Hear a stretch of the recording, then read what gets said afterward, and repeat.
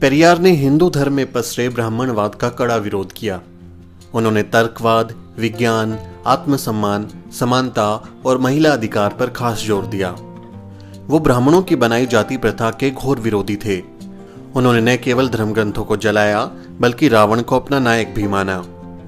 UNESCO ने पेरियार को नए युग का पैगंबर, दक्षिण पूर्व एशिया का सुकरात, समाज सुधारक आंदोलन का पिता, अज्ञानता, अंधविश्वास और बेकार के रीति रिवाजों का दुश्मन कहा है। आइए आपको पेरियार के वो 15 विचार बताते हैं जिन्हें सुनकर ब्राह्मणवादियों को मिर्ची लगती है। दुनिया के सभी संगठित धर्मों से मुझे सख्त नफरत है। उन देवी देवताओं को नष्ट कर दो जो तुम्हें शूद्र कहें। उन पुराणों और इतिहास को ध्वस्त कर दो जो उस देवता को शक्ति देता हो।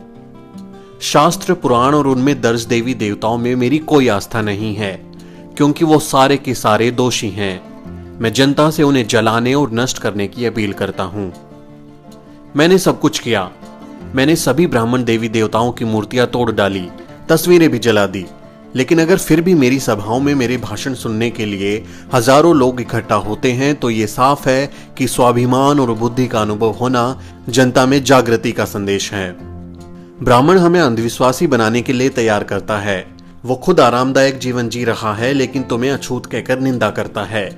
मैं आपको सावधान करता हूं कि उनका विश्वास मत करो। ब्राह्मणों ने हमें शास्त्रों और पुराणों की सहायता से गुलाम बनाया है। अपनी स्थिति मजबूत करने के लिए उन्होंने मंदिर, ईश्वर और देवी देवताओं की रचना की। सभी मनुष्य समान रूप से पैदा हुए हैं, तो फिर अकेले ब्राह्मण ऊंचा कैसे हो सकता है और बाकी लोग नीच कैसे हो सकते हैं? आप अपनी मेहनत की गाढ़ी कमाई क्यों इन मंदिरों में लुटाते हो? क्या कभी ब्राह्मणों ने इन मंदिरों, तालाबों या अन्य परोपकारी संस्थाओं के लिए 1 रुपया भी दान दिया है? हमारे देश को आजादी तभी मिली समझनी चाहिए जब ग्रामीण लोग देवता, अधर्म, जाति और अंधविश्वास से छुटकारा पा जाएंगे।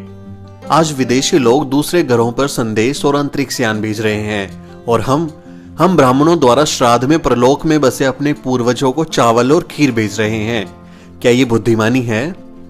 ईश्वर की सत्ता स्वीकारने में किसी बुद्धिमत्ता की आवश्यकता नहीं पड़ती, लेकिन नास्तिकता के लिए बड़े साहस और दृढ़ विश्वास की जरूरत पड़ती है। ये स्थिति उन्हीं के लिए संभव है जिनके पास तर्क और बुद्धि की शक्ति हो। ब्राह्मणों के पैरों पर क्यों गिरना? क्या ये मंदिर हैं? क्या ये त्योहार हैं? नहीं, ये सब कुछ भी नहीं है। हमें बुद्धिमान व्यक्ति की तरह व्यवहार करना चाहिए। ब्राह्मण देवी देवताओं को देखो। एक देवता तो हाथ में भाला या त्रिशूल उठाकर खड़ा है, दूसरा धनुष बाण, अन्य दूसरे देवी देवता कोई गुर्ज, खंजर, ढाल के साथ हैं। ये सब क्यों है? एक देवता तो अपनी उंगली के ऊपर चारों तरफ चक्कर चलाता रहता है। ये किसको मारने के लिए है? हम आजकल के समय में रह रहे हैं।